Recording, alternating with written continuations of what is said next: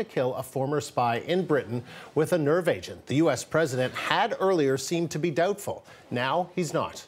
I spoke with the Prime Minister, and we are in deep discussions. A very sad situation. It certainly looks like the Russians were behind it. Something that should never, ever happen, and we're taking it very seriously. France and Germany are also condemning Russia. Now we're waiting for the Russian reaction. Let's bring in our Thomas Daigle in London. He's joined by British MP Tom Tugendhat, the chair of the Foreign Affairs Committee. They'll be taking your questions on Facebook Live, and you can stay with us and watch it here, or you can watch and send your questions to facebook.com/CBC News or youtube.com/CBC News. So, Thomas, what's the latest that you have?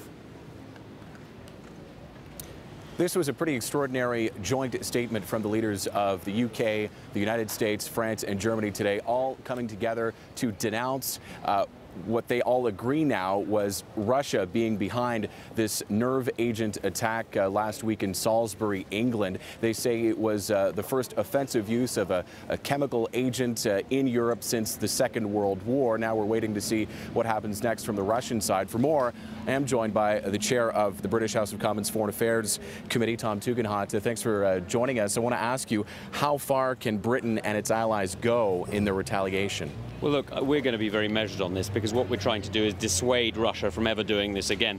So what we're going to be targeting clearly is the financial links that keep the Kremlin happy. And so what we're going to be trying to do is make sure that their assets are frozen, that they are not able to enjoy the luxuries of Paris or London, and that their ability to travel and their ability to invest and prosper off the money they've stolen off the Russian people is severely limited. So hitting their cash rather than perhaps taking a more forceful approach in terms of NATO, for instance, for the time being. I think that's right. I mean, I think we'll be working with NATO allies to make sure that we have a coordinated response, but that doesn't necessarily mean a military response. Andrew, I know we're taking some questions on Facebook. Over to you. Yeah, we are taking questions, but I want to know from Mr. Tugendhat, do you believe, sir, that the UK should be doing more, or do we have to kind of wait this out a little bit? So I'm keen that we start to act now, and the reason I say that is not just because of this one incident. This is a pattern of incidents. Let's not kid ourselves here.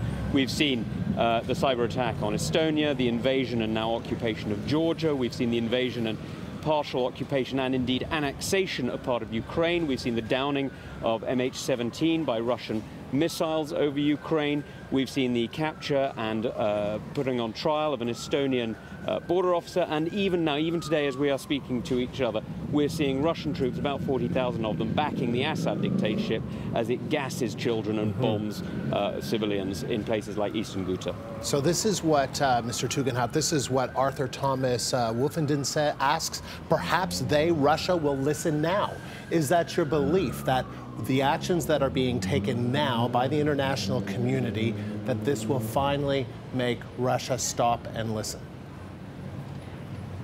Well, look, I hope Mr. Thomas is absolutely right, because he's quite right that the actions have gone far enough, and that's clearly the tone of his question. And it's simply not right to have a regime that is so rogue that it attempts to murder the Montenegrin Prime Minister, murders Mr. Litvinenko on the streets of London in 2006, and now clearly this is another attempted murder. And, you know, let's put this in context.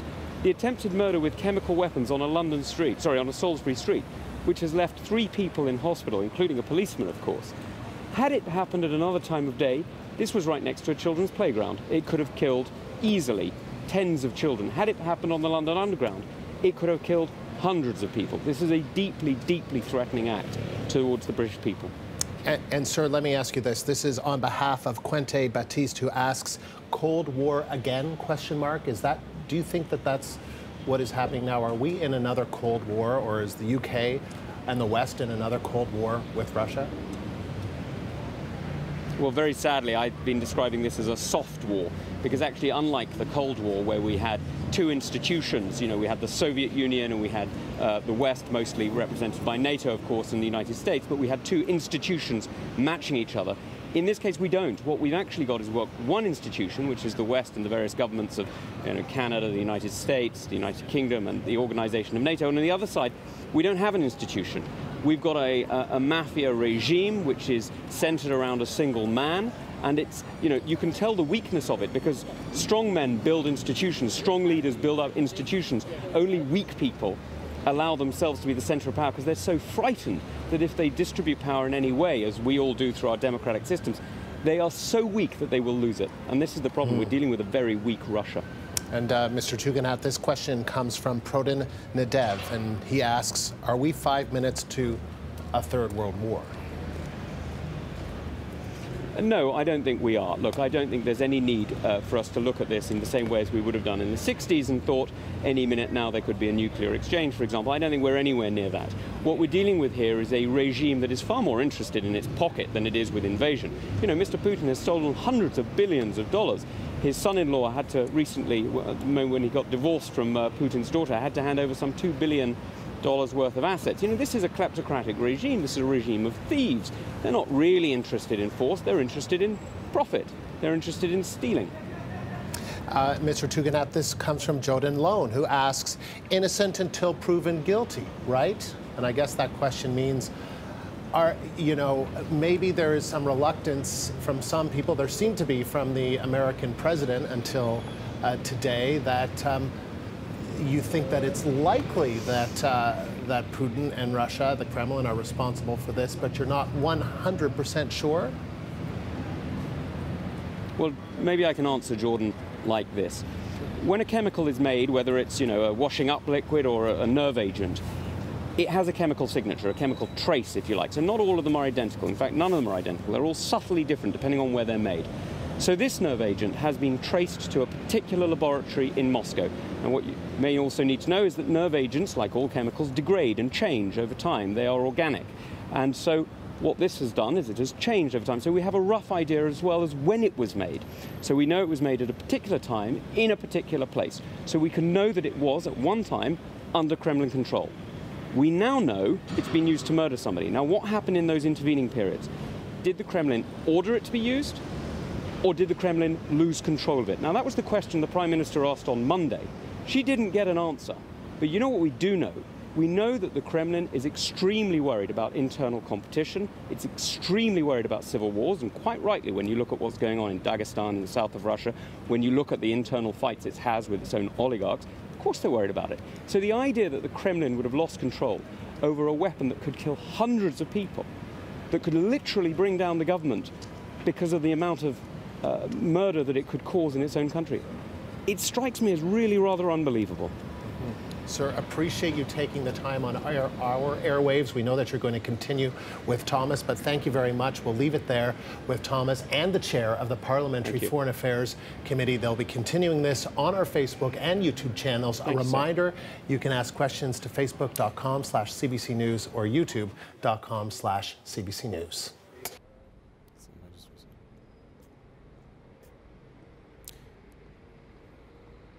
So I understand we're on Facebook. If you have time for another question or two, I know you've got to run. Can I just ask you one last question? I know you've got to run, but this question is from Tyler Dunphy, and I want to ask you, why would Russia use a nerve gas or nerve agent that can be traced back to them? Is this a false flag or is it just sloppy? No, it's neither a false flag nor sloppy. It's a deliberate flag. Because actually this is advertising. It's not advertising to you and me, Thomas. It's not advertising to the people of Canada. It's advertising to the people of Russia. Because what Putin has realized is, as all dictators do, as they get older, they get weaker. Because young Turks, young people start to come around and to look for the opportunity to kick the top dog off. And Putin knows that he's failed on the economy, he's failed to look after the people, and he's stolen off them for 20 years, and he knows there's serious opponents. He knows there are people who are looking to betray him and to looking to oust him. And so what he's doing is he's making sure that people know that the cost of betrayal is high, which is why it's not a false flag, it's a deliberate flag. He's done it with a weapon that he knows is going to be traced back to him. And then he's doing what he does anyway. He just lies. Tom Tugendhat, good to get your view on all this. Thank you very much for taking the time. Great pleasure. Canada says thanks. My colleague Nadeem will be able to get your mic off. We'll take another few questions on Facebook and YouTube as they continue to come in. Thanks again. Just going to take your questions here on Facebook and YouTube as we're live outside the Houses of Parliament here in Westminster in London. We're just speaking here with the House of Commons Foreign Affairs Committee Chair. Angela Schnurr has been asking, will financial restrictions work? If not, what's next? So I can answer as best I can. The Prime Minister has been talking about these financial restrictions, targeting specifically what she describes as corrupt Russians, corrupt people living in this country, perhaps people who have ties to the Kremlin. That seems to be the next step that they're looking at. But what we're waiting for now, and I should talk about what the Russian response has been so far, because we've been sort of focusing on the British side, what Britain seems to be waiting for is Russia's next move. Russia has said, in fact, I believe it was the Foreign Minister of Russia, Sergei Lavrov, today, who said that they're going to be expelling British diplomats from Russia, because that's essentially what Britain has been doing, plans to do here in London, expelling 23 of them. Russia's going to reciprocate, so what's going to happen after that from Britain, we'll have to wait and see. But Russia so far, today, has come out to say, first of all, the nerve agent that was identified as a Novichok, they have said that neither Russia nor the previous Soviet Union ever had any program to produce that Novichok nerve agent. They're saying more forcefully than ever that they had nothing to do with this.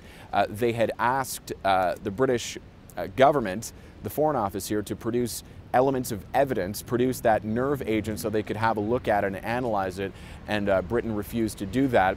So Russia, again, staying firm that they were not involved in this. We're taking your questions. I've been covering the story for the past week and a half since it happened, of course. So we still have another few minutes to take your questions, and I'll try to reply as best I can. Comment here from Guy Castonguay. Russia, Putin, they always deny any wrongdoing whenever they're accused of doing something, even when there is evidence. How do you get past that denial? It's a good question. I mean, how do you get past the denial? What Theresa May said is that they have evidence from scientists in a British military lab here called Porton Down, which actually happens to be not too far, just a few kilometers away from Salisbury, the site of this attack. And they said that the British military scientists had been analyzing this nerve agent, and they had traced it back to Russia. It was certainly initially Russian developed, Soviet developed, according to the British authorities. Russians now denying that. So indeed, it's a good question. How do Britain and its allies put forward what they believe to be facts or allegations that Russia will keep denying? And I don't think there's any obvious answer to that. We're going to be wrapping up. Maybe I'll take one last question here on Facebook. Where is the proof that this came as a direct result from Russia? This is Michaela Wyatt asking, where's the proof that this came from Russia? Had someone stolen this from cold storage? That's a fair question. I'm sure that's all part of the investigation. Neither Britain nor Russia have said where the nerve agent came from. Britain alleges it was developed by the Russians back during the Cold War.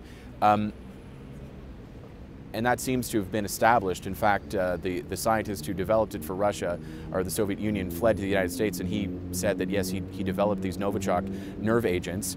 But it's difficult at this point to know what's real and what's not. Interestingly, the leaders of Germany, France, and the United States came out with a joint statement, along with the Prime Minister of the United Kingdom today, to say that they all agree that Russia is highly likely behind this, and denouncing what they believe to be the first chemical weapons offensive in European soil, since the Second World War. I'm just going to take one last question, perhaps from Victor, who asks, what is the latest? I'll just sum it up with one last thought here by saying that just what I just said, the latest sort of development today is that these four Western allies, the U.S., United Kingdom, France, and Germany, have put out a unified statement saying they all agree with the British conclusion that Russia was behind this, and they have to denounce that, and that this is a threat for all of us, this use of chemical weapons in Europe. A former Secretary General of NATO has said today this is an Article 5 territory, which is to say this isn't a point where Britain can invoke Article 5, which is to say call on all the NATO allies and get them to respond militarily, if you will. It's not at that point yet. You heard Tom Tugendhat, the chair of the Foreign Affairs Committee here at the British House of Commons, saying a few minutes ago that the next step seems to be financial restrictions, freezing assets, targeting Russians who are believed to be corrupt and tied to the Kremlin who are based here. That seems most likely, but again, we'll wait and see what Britain decides to do, and indeed its allies, what they decide to do if Russia does as it says and reciprocates by expelling British diplomats from Moscow. Thanks very much for joining us on Facebook and YouTube. I was joined earlier by Tom Tugendhat, the chair of the Foreign Affairs Committee here at the House of Commons in London. I'm Thomas Daigle with CBC News. Till next time.